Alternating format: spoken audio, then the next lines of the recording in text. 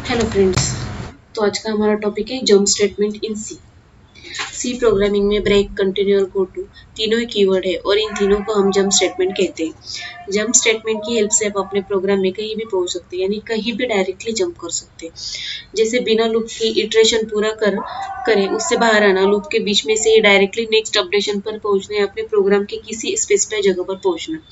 तो आइए अब हम एक एक करके ब्रेक कीवर्ड, कंटिन्यू कीवर्ड और गो टू कीवर्ड का यूज एग्जांपल के समझते हैं। The break statement is one of the four jump statements in the C language. The purpose of the break statement in C is for unconditional exit from the loop. मतलब सी programming में break statement का use loops और switch case के साथ होता है। Switch case के साथ ब्रेक कीवर्ड का यूज कैसे करते हैं हमने स्विच केस वाले ट्यूटोरियल में देखा है। जैसा कि आप जानते हैं कि लूप्स को आप अपनी ज़रूरत के अनुसार कितनी बार भी रिपीट कर सकते हो, लेकिन कभी-कभी ऐसा होता है कि किसी स्पेसिफिक कंडीशन एक ट्रू होने पर लूप से बाहर निकलना चाहते हैं, तो उसके लिए हम लूप्स के अंदर ब्रेक स्टेटमेंट का यूज़ करते हैं। जब फॉर लूप, व्हाइल लूप या डू व्हाइल लूप चल रहा होता है और जैसे ही लूप के अंदर ब्रेक स्टेटमेंट मिलता है, तो तुरंत प्रोग्राम का फ्लो लूप के बाहर यानी लूप के जस्ट बाद जो स्टेटमेंट होते हैं, वहाँ चला जाता है। तो ब्रेक स्टेटमेंट कैसा वर्क करता है हम एग्जांपल के साथ देखते हैं। ये हमारा ब्रेक स्टेटमेंट का एग्जांपल है। यहाँ पर हमने फॉर लूप यूज किया है और यहाँ पे हमने इनिशियलाइजेशन, डिक्लेराइजेशन किया और हमने यहाँ पे एक कंडीशन दी है, इफ आई इक्वल टू 6 और उसके बाद ब्रेक लगा। इसका मतलब हमारी कंडीशन क्या है, आई इक्वल टू 6 और हमने यहाँ पे क्या बताया, 0 से लेके 9 तक अंक हमारे प्रिंट करना है। तो हमारे यहाँ पे दिया है आई इक्वल टू 6 और ब्रेक, मतलब 6 हमारा ब्रेक कर दीजिए और ब्रेक कर दीजिए, ऐसा हमने कहा है। तो हमारा सिर्फ 1 से लेके 5 तक अंक प्रिंट हो जाएंगे, 6 के बाद के अंक प्रिंट होंगे नहीं, क्योंकि हमने यहाँ पे ब्रेक स्टेटमेंट का यूज किया है। ये देख लीजिए, हमारे 0 से लेके 5 तक अंक प्रिंट हो गए और 6 के बाद के नहीं हुए। उसके बाद आता है continue statement.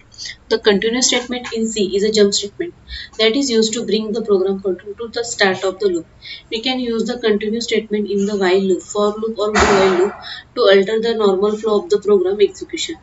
Unlike break, it cannot be used with a switch case. C programming में कंटिन्यू स्टेटमेंट का यूज सेट लूप्स के अंदर होता है। अगर आप कंटिन्यू कीवर्ड को लूप के बाहर यूज करते हो तो आपको कंप्लीशन एरर शो हो जाएगा। कभी-कभी हमें अपने प्रोग्राम में किसी स्पेसिफिक कंडीशन एक ट्रू होने पर लूप के अंदर के कुछ स्टेटमेंट को बिना रन किए यानी स्किप करके लूप के नेक्स्ट इटरेशन से लूप को फिर से कंटिन्यू करना होता है और इस काम के लिए हम कंटिन्यू स्टेटमेंट का यूज करते हैं। यहाँ हम हमारे एग्जांपल के साथ देखते हैं।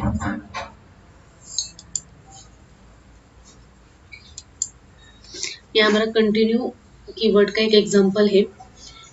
यहाँ पर हमने 10 स्किप करने के लिए कहा और उसके बाद का कंटिन्यू, 10 के बाद का कंटिन्यू, तो हमारा 10 ये से ब्रेक हो जाएगा और उसके बाद जो है वो कंटिन्यू हो जाएगा।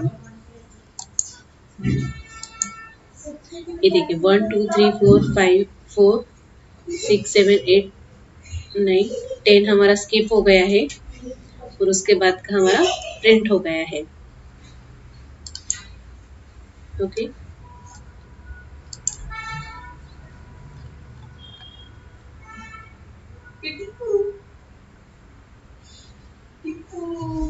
उसके बाद आता है go to statement in C. The C go-to statement is a jump statement which is sometimes also referred to as an unconditional jump statement. The go-to statement can be used to jump from anywhere to anywhere within a function.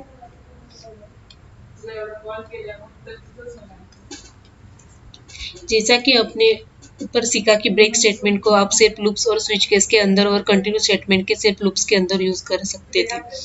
Go to statement इन दोनों का statement जैसे थोड़ा अलग है, यानी इसका use सिर्फ loops तक ही सीमित है, सीमित नहीं। इसे आप अपने सी प्रोग्राम में किसी भी फंक्शन के अंदर कहीं भी यूज कर सकते हो। जिस फंक्शन में आपने गो टू स्टेटमेंट का यूज किया है, उस गो टू स्टेटमेंट की हेल्प से आप उस फंक्शन के अंदर एक पॉइंट से किसी भी दूसरे पॉइंट पर जंप कर सकते हो। इसी इसे ही अगर मैं दूसरे शब्दों में कहूँ तो गो टू स्टेटमेंट की हेल्प से आप अपने प्रोग्राम का फ्लो कंट्रोल फंक्शन में एक जगह से दूसरी जगह ट्रांसफर कर सकते हो।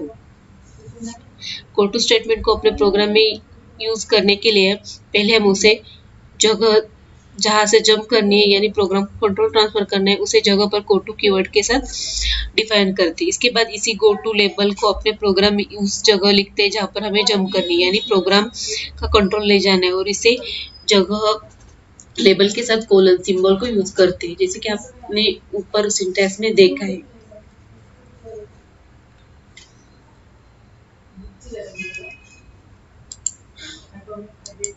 ये हमारा गो टू स्टेटमेंट है।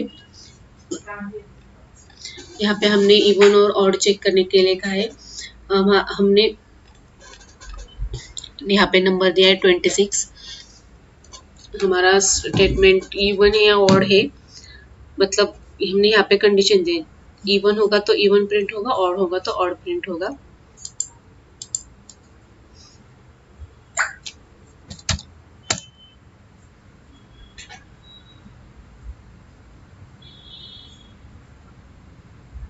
ओके,